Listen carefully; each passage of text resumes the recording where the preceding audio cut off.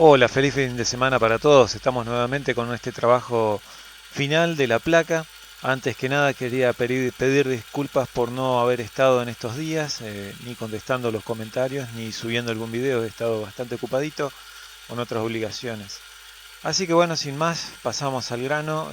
Lo que vamos a hacer ahora en estos momentos es hacer los agujereados, dos agujeros de 106 milímetros en la placa que estuvimos frenteando las semanas pasadas. Para eso vamos a tomar dos suplementos que son caños estructurales de pared de 5 milímetros y lo hemos fijado al plato plano en el torno con opolea, y lo que vamos a hacer es dar una pequeña limpieza para dejar o asegurarnos de que quede plano para luego posicionar, apoyar y apretar mediante unos cepos la placa que hicimos antes, previamente el marcado y punteado de la placa para poder tomar las referencias y el centrado. Ahí estamos viendo la primera aproximación, el primer centrado, mejor dicho, el primer maquinado, y ahí ya casi lo tenemos preparado.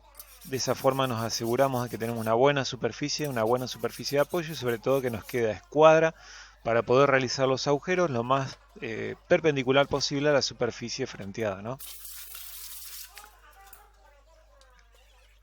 Ahí, una vez que tenemos posicionado el plato plano, vamos a limpiar y sacar todo lo que son las asperezas que pueda tener o filos para no lastimarnos, y sobre todo para que no haya superficie, digamos, interrupciones por golpes o todos digamos, los golpecitos que uno puede dar al momento de manipular las piezas.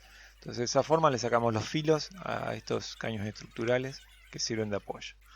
Y ahí vamos a tratar de diagramar o ver cómo podemos apoyar de la mejor manera la placa para que los cepos, que son caseros, existen otros cepos comerciales capaz de mucho mejor presentación. La varilla roscada que estamos colocando es de media pulgada por 12 hilos. Y entre medio colocamos unas pequeñas chapas de latón para permitir el centrado sin producir que se arrastre el material o que se marque sobre todo la placa de apoyo. A medida que vamos realizando la colocación, vamos a ir haciendo algunas correcciones para tratar de llegar a lo que yo considero la mejor posición en mi caso para poder realizar este trabajo. El plato plano es de 400 milímetros, es una herramienta muy útil, sobre todo con las correderas que tiene para lograr este tipo de agarre o de montaje de piezas. Así que nunca hay que descartar este tipo de elemento o accesorio en los tornos, sobre todo para estos trabajos que son, digamos, de contorno irregular, valiéndose de algunas veces de algunos otros accesorios, sobre todo caseros, uno puede realizar este tipo de montaje. Ahí estuvimos rotando un poquito la pieza, tratando de ver cuál, como les decía, la mejor posición, sobre todo para que no nos quede tanto peso desbalanceado.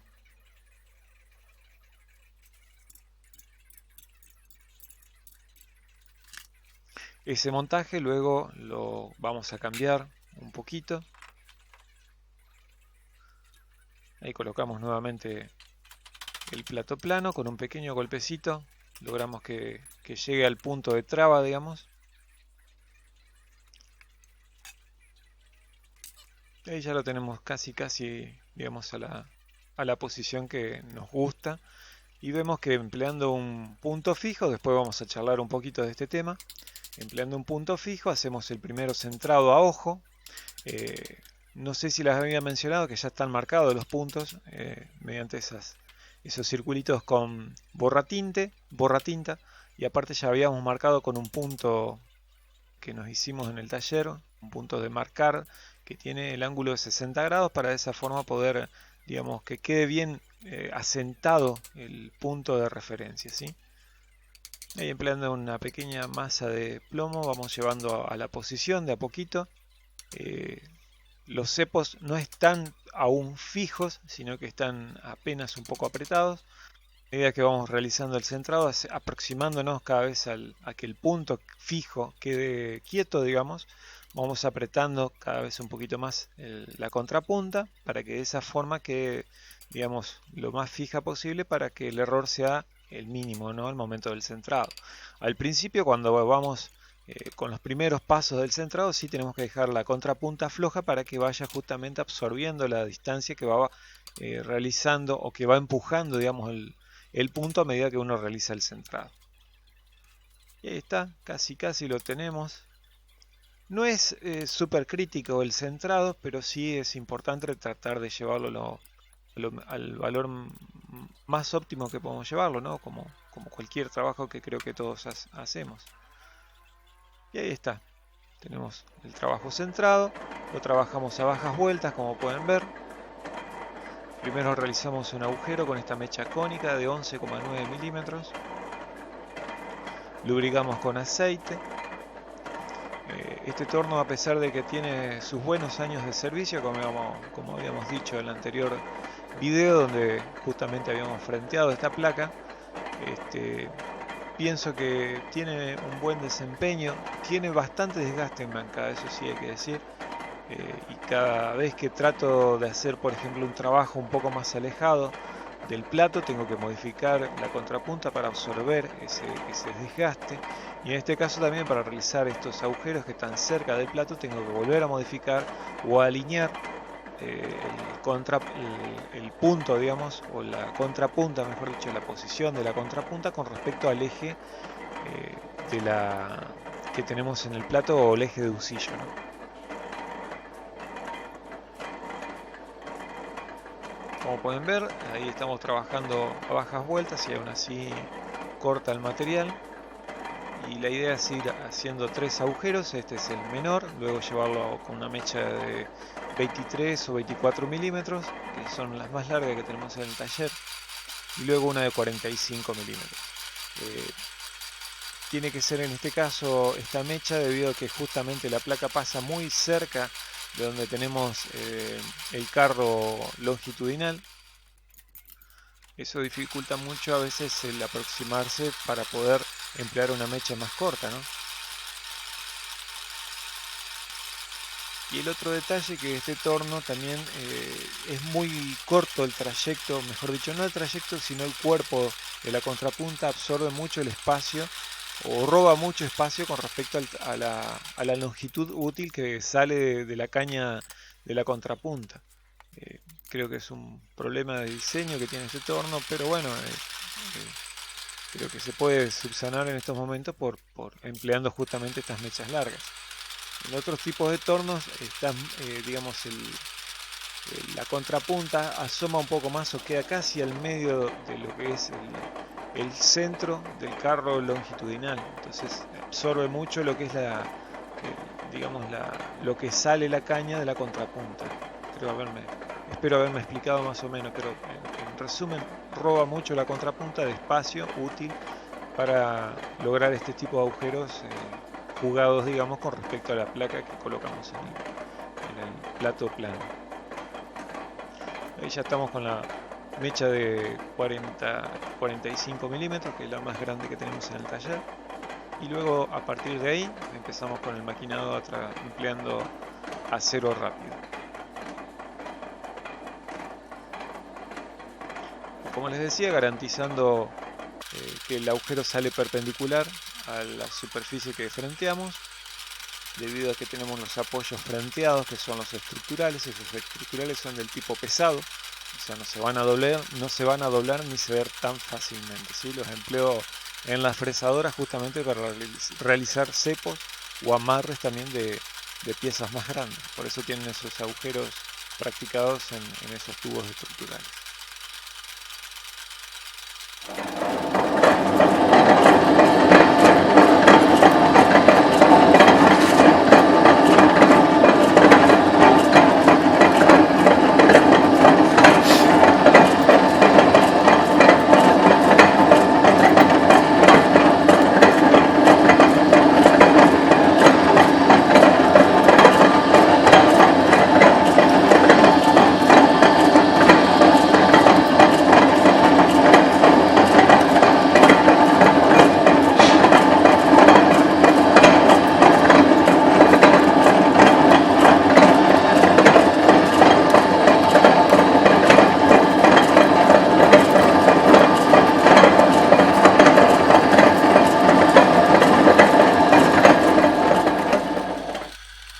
Ahí pudimos apreciar lo que es el comienzo del agujereado, o mejor dicho, del torneado del diámetro interior de estos agujeros que tenemos que llevar a 106 milímetros. Empleamos para eso un acero rápido al cobalto al 18% para poder realizar esas pasadas, en las cuales afilamos en un principio. Comenzamos los agujeros con una herramienta, digamos con un filo, que ahora vamos a tomar el detalle, ¿sí? Con un filo en punta, con un buen amplio, o mejor dicho, un amplio ángulo de desagote, debido a que empezamos a tocar, como pueden apreciar ahí un poquito, el taladro roscado mediante el cual habíamos antes sujetado la pieza al plato. Al tener ese radio, el radio de desagote amplio y un radio de punta pequeño, se elimina mucho lo que es el esfuerzo de corte, pero lo que se sacrifica mucho es digamos, lo que se sacrifica mucho es el ancho de pasadas. Son pasadas también no muy grandes. Y ahí podemos tener el detalle tanto del montaje como de lo cerca que pasa con respecto al tornillo patrón y con respecto al costado del carro longitudinal. Ahí está un pequeño detalle también. Una vez superado digamos, el taladro roscado, cambiamos la herramienta, o mejor dicho, cambiamos el filo de este acero rápido con uno que tiene un ángulo de desagote un poquito más corto para lograr realizar, digamos, la salida de la viruta un poquito más fácil, con un radio de punta, el radio de punta un poco más amplio. Eso también te permite realizar pasadas un poco más gruesas de lo que estamos viendo, y a una velocidad sí un poco más lenta de avance, ¿no?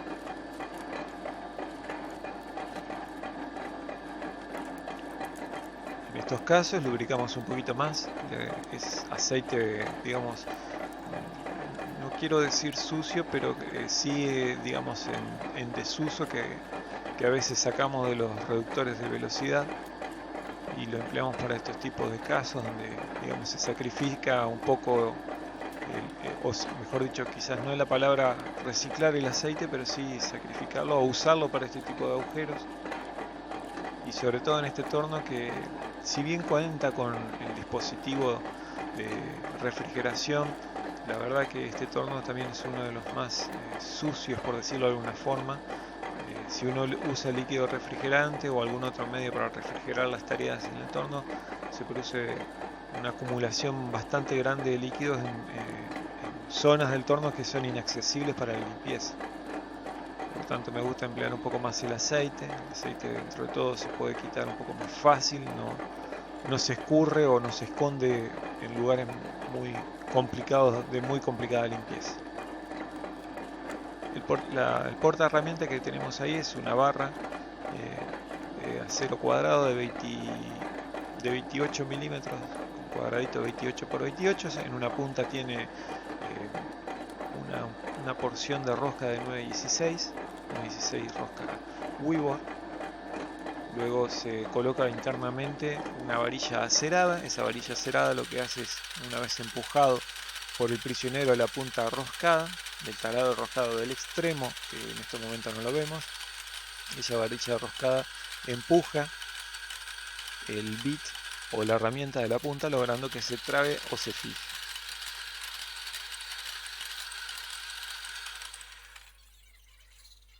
Ahí tenemos creo una excelente terminación, o bastante, por lo menos bastante linda, sin interrupciones, sobre todo que no sale el agujero deformado u ovalado. Y ahí ya tenemos el cambio de filo. Una vez que ya estamos llegando a la medida, cambiamos la herramienta para hacer una pasada un poquito más generosa, un poquito más digamos, de más espesor de corte. Ahí serían 3 milímetros de espesor de corte, 6 milímetros en el diámetro. Y también lubricamos a velocidad más lenta que nos permite este torno, y una velocidad de avance sí un poquito más lenta también que la anterior.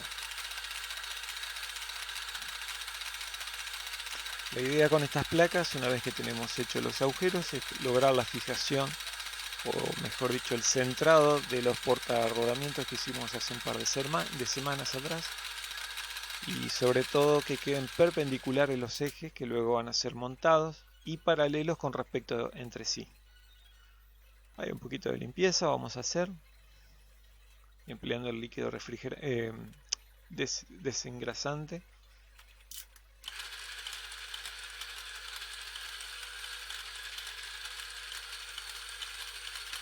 Y ahí ven, con 4 cepos se puede lograr una buena sujeción, un buen montaje de la pieza, sobre todo lo que no hay, digamos, variaciones o movimientos debido al corte o sobre todo al taladrado. No es tanto al torneado o a la herramienta de corte que usamos, sino más bien al taladrado, que a veces tiende a realizar algunos movimientos aleatorios la mecha al momento de entrar a comenzar a cortar, debido a que a veces no tiene los filos parejos.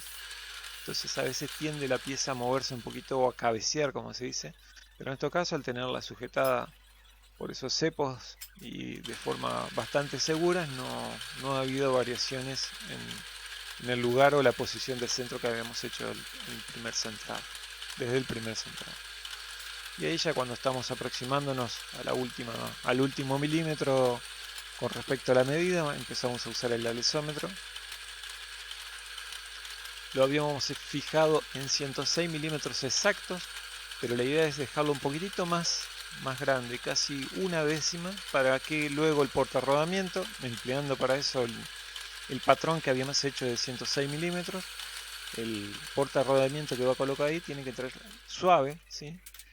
Teniendo una pequeña holgura, ¿sí? Para que sea de fácil sujeción, ya que luego va a tener el eje colocado, los rodamientos, la polea, tuercas y otros elementos de fijación. Entonces todo ese peso suma. Entonces es conveniente que, si bien no es bueno que tenga mucho juego, mucha tolerancia, para que no quede, digamos, descentrado el portarrodamiento con respecto a la placa, sí sería interesante que quede de una forma bastante, digamos, con muy poco juego. Así que por eso tratamos de luego regular el alezómetro a la medida que fijamos al usar justamente el probador que estamos viendo en estos momentos. Ahí vamos a hacerle una pequeñísima pasadita más para darle esa tolerancia que le había mencionado antes, que pase suave. Al final lo dejamos con 8 centésimas de más en la medida. Y probamos otra vez y ahí ya tenemos la medida fija. Ahora cambiamos la herramienta por otro bit de acero rápido, y con ese bit lo que hacemos es sacar el filo interno o hacerlo un chaflán en la parte interna. Ahí tenemos el detalle del filo, como es un ángulo de corte bastante generoso, un ángulo de zagote pobre, se podría decir, para que justamente se haga un chaflán rápido.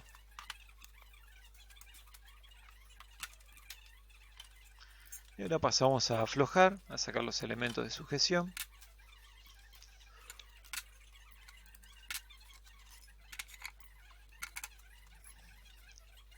Realizamos la limpieza con el desengrasante de todas las superficies, las que están en contacto sobre todo, como son los dos suplementos que habíamos frenteado, los tubos estructurales.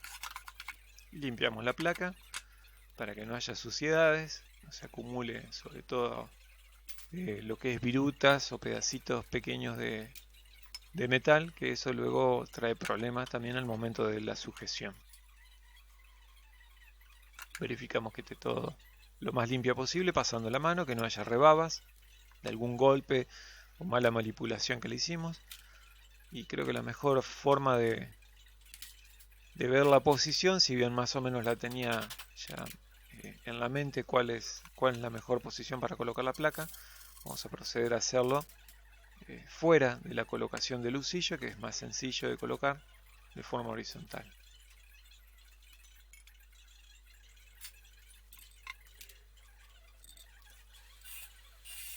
Y esa es la posición que vamos a colocar ahora, con digamos, la idea de donde puede llegar a estar el centro, distribuida teniendo en cuenta las líneas concéntricas que tienen todos los platos que son, digamos, de regulación independiente o planos, Por ejemplo, los platos que son del tipo combinado también traen esas líneas concéntricas, sirven para justamente poder centrar de forma rápida o a ojo las piezas o distribuirlas de la forma, digamos, más equitativa posible. De esa forma, luego lo que se hacen son pequeñas modificaciones. No es necesario, digamos, realizar tantos procesos de centrados o que te lleve mucho más tiempo el proceso de centrado.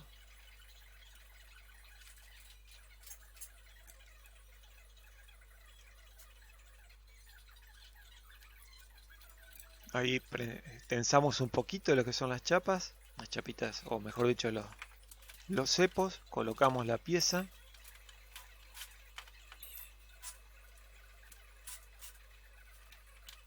Y un pequeño golpecito le vamos a dar para lograr, digamos, la fijación. No es necesario darle un gran golpe, sino que un golpecito para que se asiente, digamos, el cono bien, el cono del centrado del husillo con respecto al cono del plato. El cono es un cono rápido, no es un cono de fijación, sino que es un cono de centrado que tiene en el husillo para que el plato se acomode, digamos, contribuya junto con la medida o el diámetro del husillo a lograr un buen centrado, ¿sí? Es que sea un cono para fijar, si no, no se podría sacar de forma tan sencilla este tipo de plato plano. Nuevamente colocamos el punto fijo en la posición donde habíamos marcado previamente el punto. Dejamos libre la contrapunta. Los cepos están sujetos, un poquito tensados, pero que permiten, digamos, el movimiento de la placa empleando una serie de golpes. Y a medida que nos estamos aproximando al centrado, y como pueden ver hay unas pequeñas décimas de descentramiento, vamos ajustando lo que es la contrapunta para que no se nos quede suelto el punto.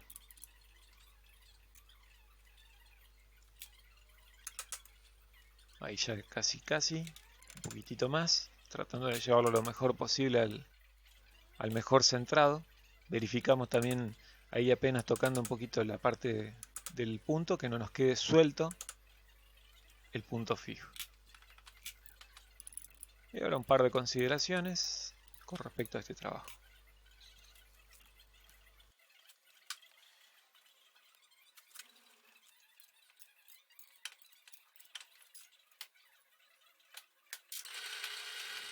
Hola, buen día, ¿cómo están? Hoy ya estamos en martes a la mañana, son apenas pasada el mediodía.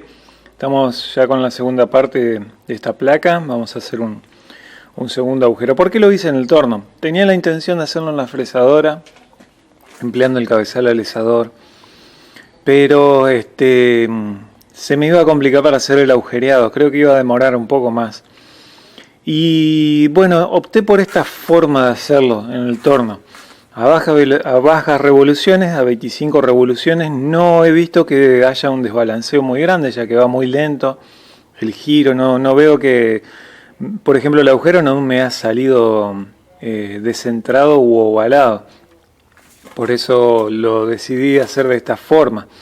Como primer paso puse estos caños estructurales de pared gruesa de 40 por 40, que los uso en la fresadora a veces suplemento, pero los puse en el plato de 4 mordazas y lo que hice fue frentear, quitar lo mínimo acá como para que haya una superficie bien, digamos, a escuadra con respecto al eje o a la línea de corte del torno, ¿sí?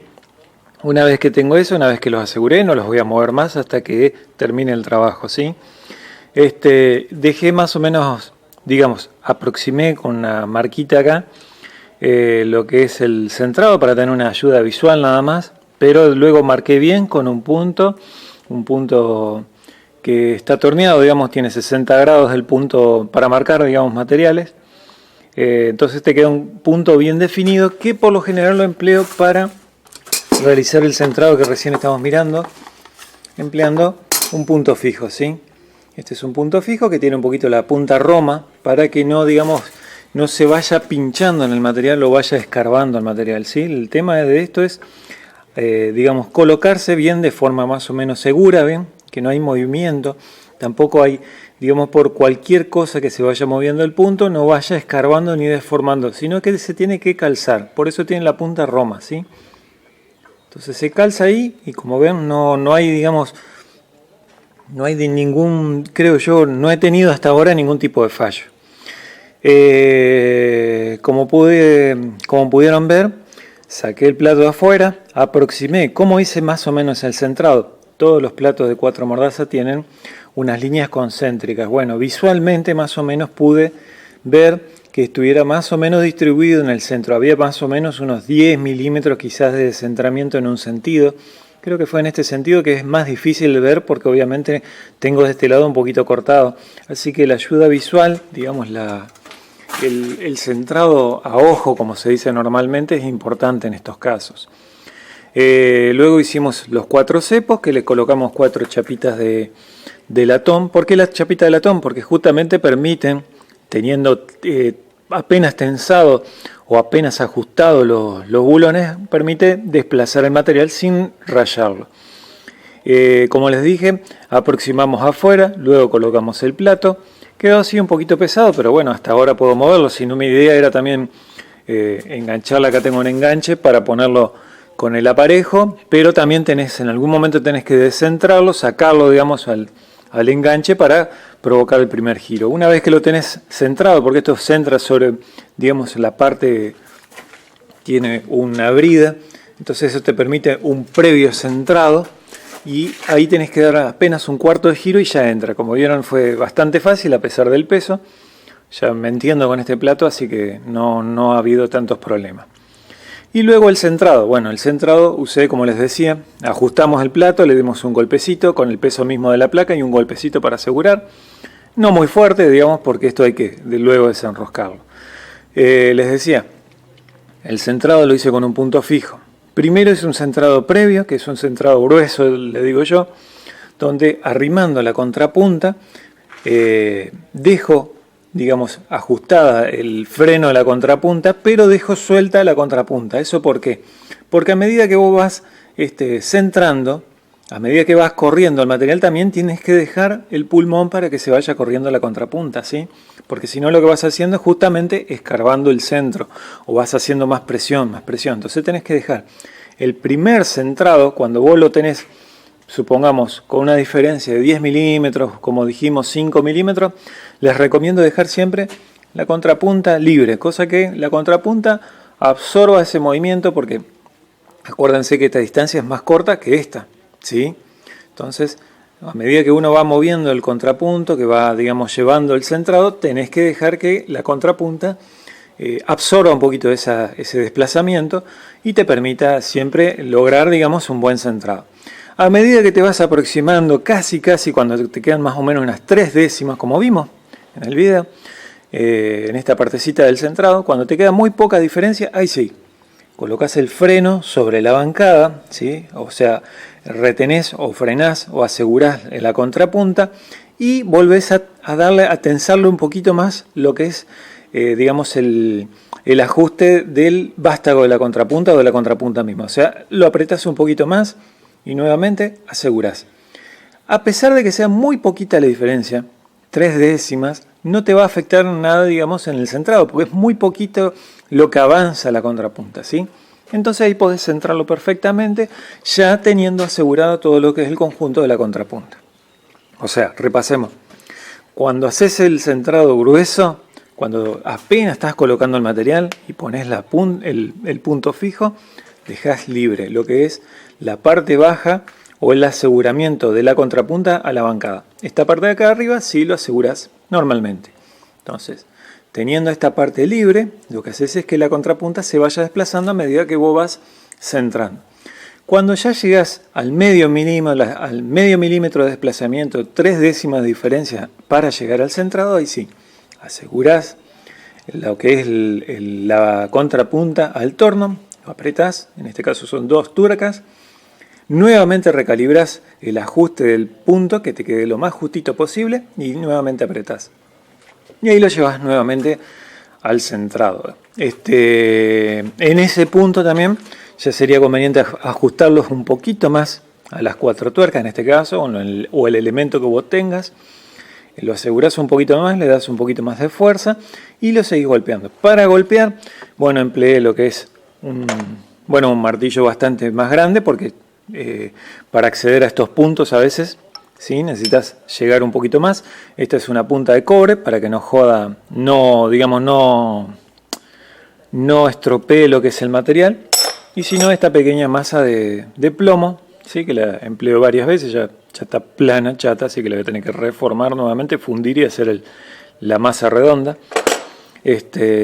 Con estos pequeños elementos lo podés ir llevando cuando te queda muy poca diferencia, con golpes, digamos, precisos. Y con la ayuda del comparador, ¿sí?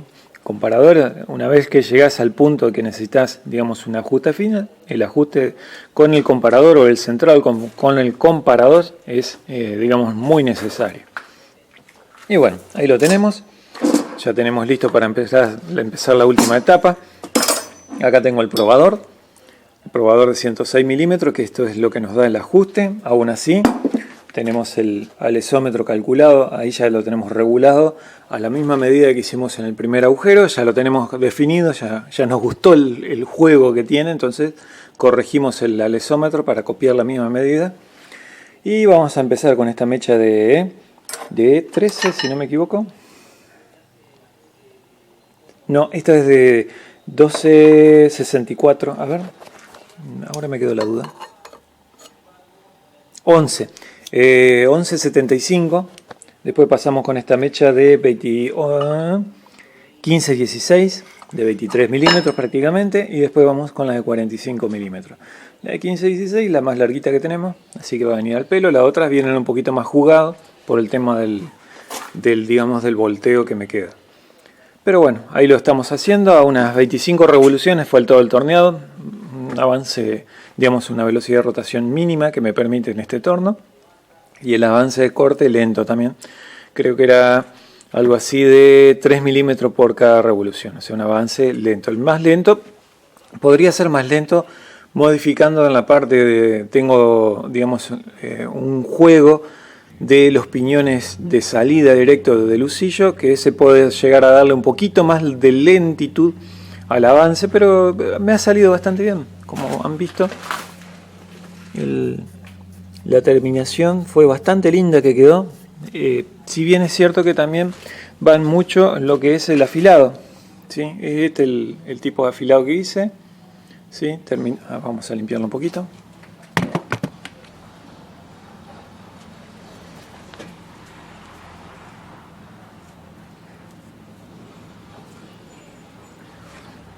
Ahí está.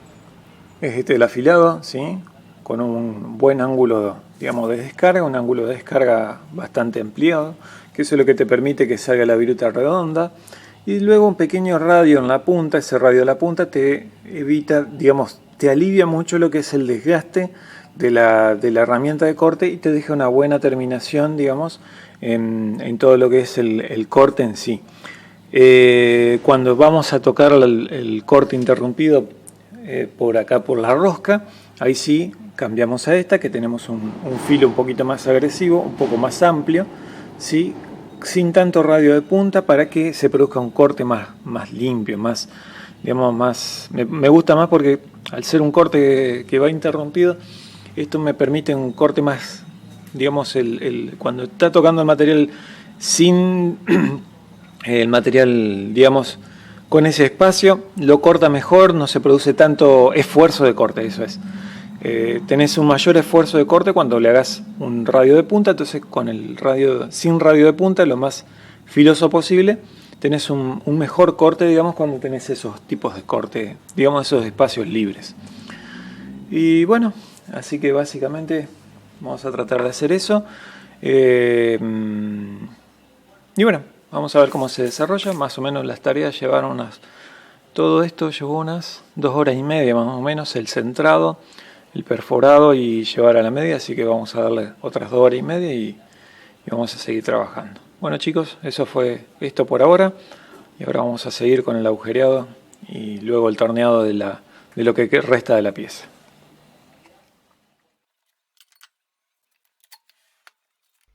Y bueno, como les venía diciendo, comenzamos el proceso de agujereado nuevamente, repetimos el proceso anterior, toda la primera parte.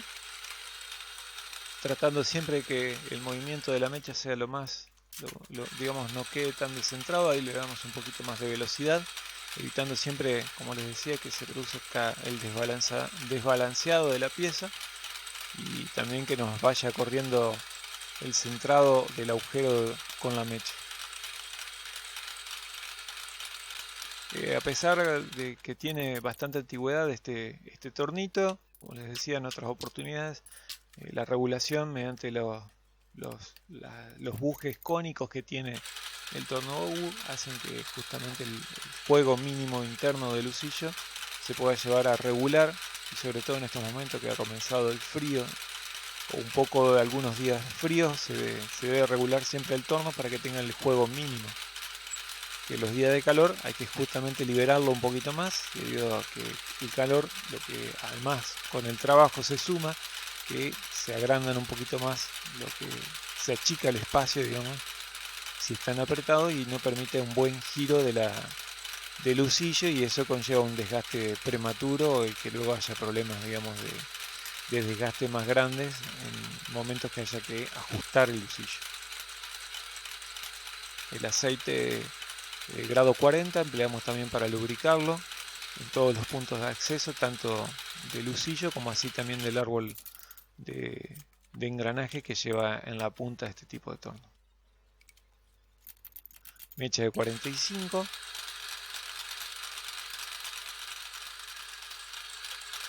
Ya casi completando la tarea del taladrado. Ahora vamos luego a comenzar con lo que es el diámetro interior, ese diámetro que ya hemos hablado en la primera parte de este video. La idea de este tipo de trabajo no es que demostrar, digamos, que se debe realizar de esta forma. Como les decía, la idea original era realizar este trabajo en la fresadora, pero debido digamos, a que creo que se me complicaría mucho, porque en la fresadora yo lo trabajo de forma invertida con respecto a lo que realizan los otros maquinistas en este tipo de máquinas. Lo tengo que realizar de forma invertida porque no cuento con el cabezal vertical. Entonces creo que se me iba a complicar bastante para realizar ese trabajo, y sobre todo para encontrar las referencias, ¿sí? Las referencias de lado, ya que también habría que haber maquinado por lo menos las caras, por lo menos dos caras, para tener una buena referencia y un buen apoyo de la pieza sobre la mesa de la fresadora, ¿no? Ahí tenemos el detalle de la herramienta que hacemos de acero rápido, que tenemos o hicimos o afilamos, digamos, para este tipo de trabajo.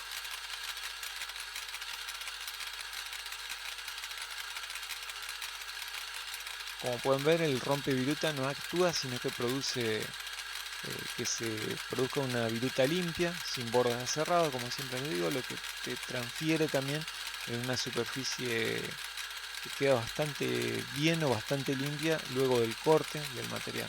Como pueden ver ahí, se puede ver que está sin las pelusas, o digamos sin las rugosidades que a veces se obtienen en un inserto cuando se produce quizás algún tipo de viruta de ese tipo. O sea, a veces es conveniente saber un poquito de afilado, saber encontrar el punto de afilado en los bits de acero rápido, para lograr a veces esos resultados que con los insertos se dificulta un poco encontrar el punto exacto, sobre todo en este tipo de piezas donde uno tiene que hacer el giro un poco lento para evitar justamente el desbalanceado o algún otro problema cuando estas piezas son irregulares, pesadas y grandes.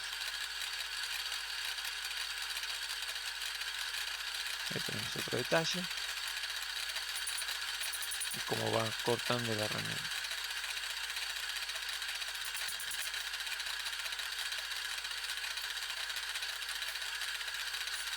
Y bueno, sin más que agregar, amigos, espero esta semana terminar este trabajo, mostrárselo cómo queda más o menos instalado. Es la forma en que realizamos. Ojalá tuviera alguna otra forma de maquinarlo, quizás una alesadora. Pensaba la otra vez con mi papá, una alesadora podría haber sido el trabajo, podría haber hecho el trabajo mucho más aliviado, más sencillo inclusive, y además centrado con el resto de las placas. Pero bueno, tratamos de hacerlo lo mejor posible dentro de las posibilidades que tenemos y de las maquinarias que contamos. Y ahí tenemos el detalle, nos quedan apenas unas 2,20 centésimos para llegar a la medida final. Ahí le damos con el método del charriote inclinado, que en el caso de, se los aconsejo siempre, sobre todo en tornos que tienen desgastes o que no son confiables, digamos, al momento de realizar la corrección de la medida del carro transversal para poder realizar una pasada. Con el método del charriote uno puede tener una seguridad bastante grande de que la pasada va a lograr acercarse mucho al valor que uno quiere, sobre todo en el orden de la centésima, ¿no? De centésima de milímetro hablo.